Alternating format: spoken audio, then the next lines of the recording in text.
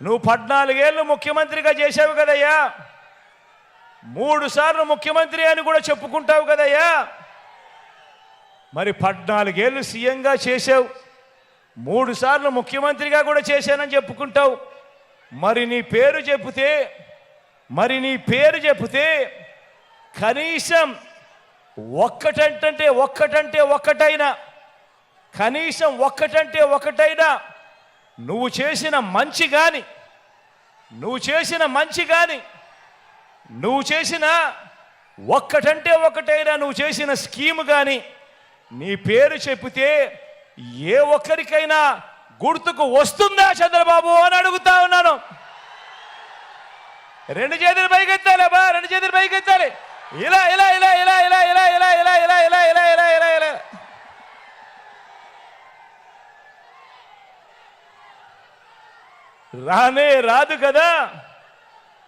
రానే రాదు కదా. పైగా చంద్రబాబు పేరు చెప్తే ఆ పేదలకు గుర్తుకు వచ్చేది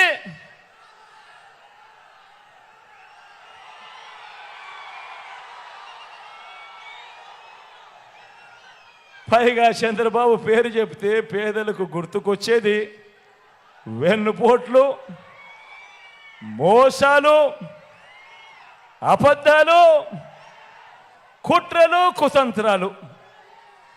ఇవి చంద్రబాబు పేరు చెప్తే గుర్తుకొచ్చేటివి. అందుకే జగన్కి నా అనేవాళ్ళు రాష్ట్రమంతటా కూడా కోట్ల మంది ఉంటే చంద్రబాబుకు మాత్రం నా అనేవాళ్ళు ఎవరో తెలుసా? మన రాష్ట్రంలో అయితే ఎవరూ లేరు, పక్క రాష్ట్రంలోనే అందరూ నాన్నలో కలిసే. ఆ పక్క రాష్ట్రంలో నా అనేవాళ్ళు ఎవరు అని అంటే ఓ ఈనాడు, ఓ ఆంధ్రజ్యోతి, ఓ TV5, వీరందరికీ తోడు ఓ దత్తపుత్రుడు.